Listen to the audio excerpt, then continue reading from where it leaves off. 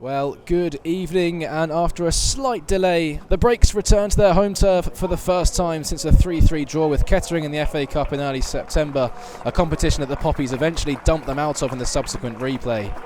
Following a hard-fought draw on the road to Darlington at the weekend, they're without a win in 6 in all competitions, and anything but 3 points here this evening would see them be winless in 7 for the first time since February 2020. Your Co-op Community Stadium has been a happy hunting ground so far for the Brakes in the league, as they've taken 9 points from a possible 12, and their last league win coming here and their last visit here against Boston. Holleran will be hoping that Harbury Lane can act as a fortress as his side look to get some wind back in their sails ahead of a congested winter fixture list. Tonight's visitors, Farsley Celtic, have had a turbulent season so far. Like their hosts, they've been unable to find a consistent vein of form in the opening months of the campaign. They come into this one after scalping league high flyers AFC Fylde by a goal to nil on Saturday and are searching for consecutive victories for the first time this season. The one visit they've had here in their history resulted in victory for the Celt Army, so they'll be hoping to leave with their 100% record on Harbury Lane intact. In 3 meetings between the two sides, they've played out 2 draws, and Farsley obviously won here, and Kieran Cook breaks down the left-hand side, looks to square the ball across to the on-rushing Parker at the back post, but Allen was on hand at the front post to turn behind. Leamington springing into attack in a heartbeat there. Cook, both arms raised. This time it's floated towards the back post. Edwards arriving. There's a bundle of bodies that go down. And in the end, the free kick is given Farsley Celtic's way. I think it was Tom Allen, the tall centre-back, who took a big tumble there. It's a long way down for the man who's standing at 6'5". It's always awkward from those corner kicks, isn't it, for the referee? He has to make a decision if players hit the deck. And this time it was Oliver Mackey who gave the decision Farsley Celtic's way. Walton in the middle, taken down by Willis, but presented straight back to a Farsley Celtic shirt, this time Barton.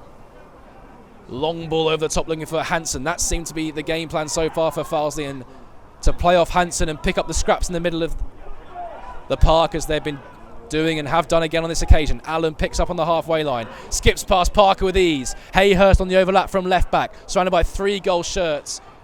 Allen inside.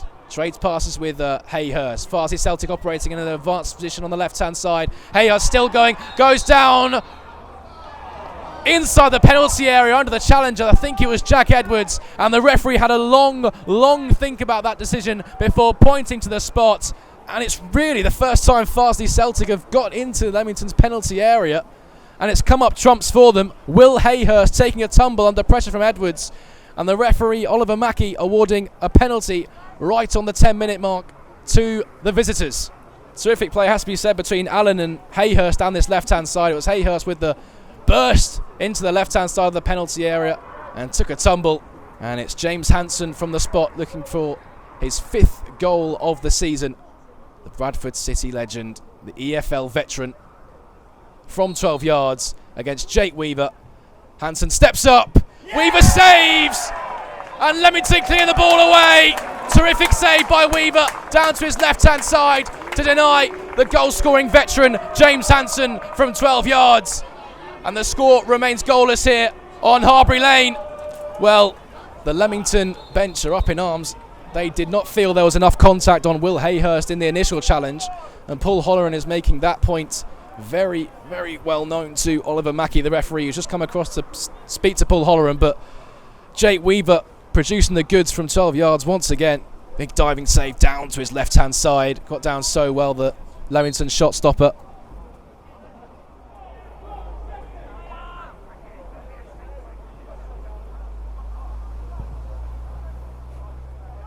Weaver with the free kick from the offside. Clark helps back on towards Parker from the cleared ball.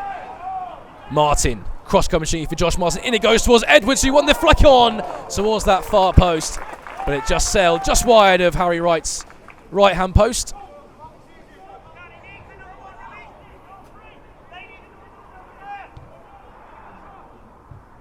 Martin digs out a cross, and Edwards was just waiting. Cook on the follow-up at the back post with a stinging half volley. It had to be palmed away at his near post by Harry Wright. Brilliant opportunity for Kieran Cook to pick up his first goal on a break shirt.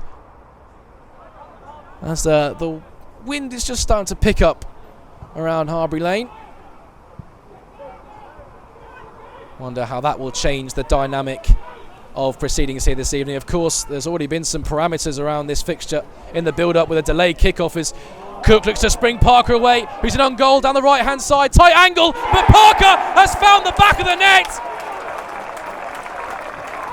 And out of nowhere, Leamington break down the barricade to the Celt Army and draw first blood on Harbury Lane. And Joe Parker finally finds the back of the net for the first time since February 2020. His second goal in a Leamington shirt, and this one was tucked neatly away inside Harry Wright's near post. An eye of the needle, but Parker found it all right, putting on the afterburners down the right flank, left two sky blue shirts in his wake. The angle was tight, but Parker found that bit of space, got it out of his feet and drilled it past Harry Wright at his near post. And it's Leamington 1, Farsley Celtic 0. Parker, the goal scorer, standing over it. Big men are up for the back.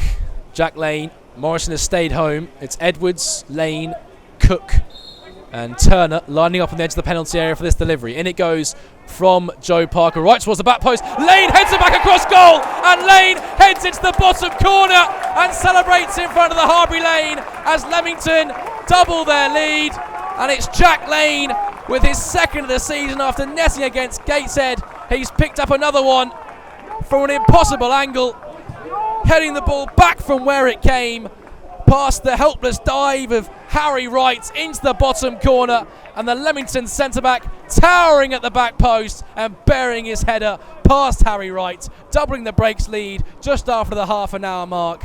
And the gold shirts of Leamington proving too much for the Celt Army at the moment. They lead by 2-0 and have well and truly certified their position of dominance in this fixture.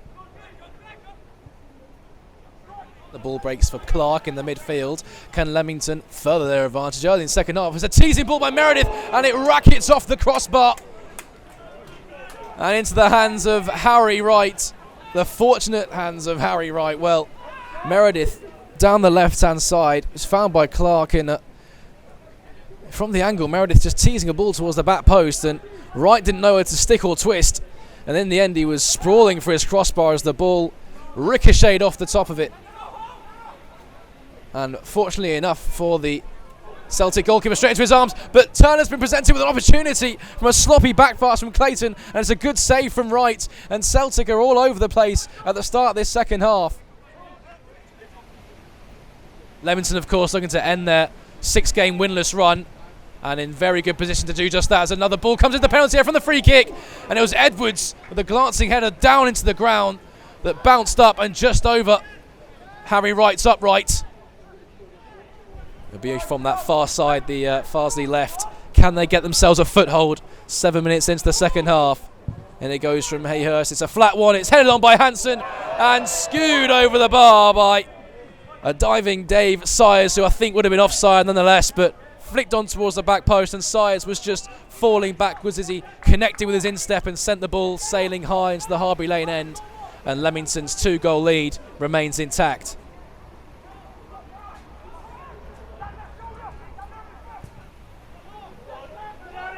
And Allen, loose touch from him. Turner's clean through on goal to finish it for Leamington, and rolls it into the bottom corner beyond the dive of Harry Wright.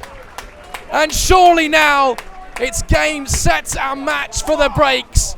Turner picks up his 7th of the season, his 3rd in the league, and they won't come easier than this.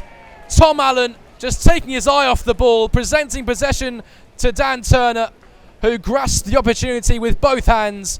He had half the field to himself, just dribbled into the penalty area, waited for Harry Wright to commit, and just rolled it under the despairing dive of the Farsley Celtic goalkeeper. And Leamington are well and truly running away with this one now in the second half. They lead by 3-0, and Turner grabs his 2nd goal in 2 games.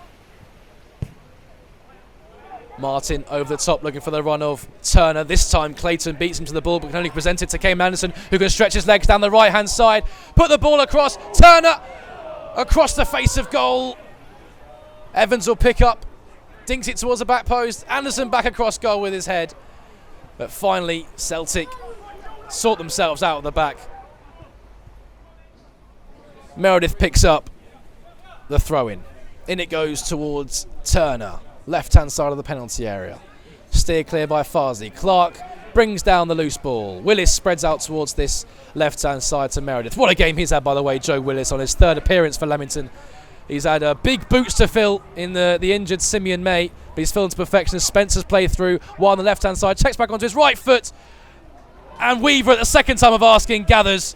Plenty of pace on the effort from Spencer, which fizzed across the turf. Weaver let it slip out of his grasp at first, but managed to recover for his clean sheet to stay intact.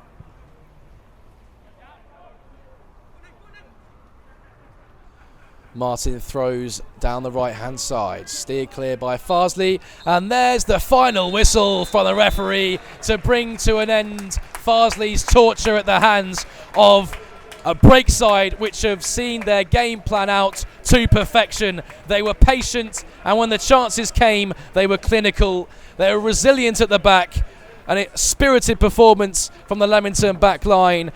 It's their first win over Farsley Celtic, and for Weaver, who performed brilliantly between the sticks, it's his second clean sheet. It's finished here. Leamington 3, Farsley Celtic 0.